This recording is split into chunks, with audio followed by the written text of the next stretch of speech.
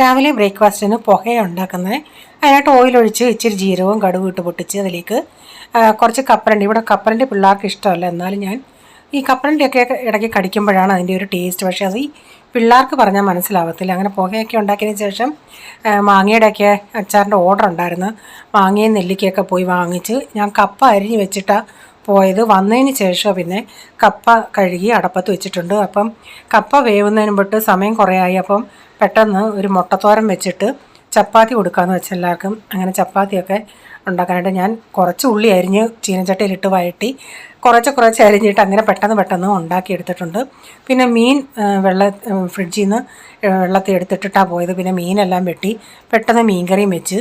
അപ്പോൾ ഈ വീഡിയോയുടെ ഫുള്ളായിട്ടുള്ള വീഡിയോ ഞാൻ ചാനലിൽ ഇട്ടിട്ടുണ്ട്. അപ്പോൾ കപ്പയ്ക്ക് അരപ്പൊക്കെ ചേർത്തതിന് ശേഷം കപ്പയൊന്ന് കുഴച്ചെടുത്തു. മീൻ വറ്റി വന്നാൽ അതിലേക്ക് വെളിച്ചെണ്ണ ഒഴിച്ച് കൊടുത്തിട്ടുണ്ട്. അപ്പോൾ ഈ വീഡിയോയിലെ വിശേഷം ഇതൊക്കെയായിരുന്നേ.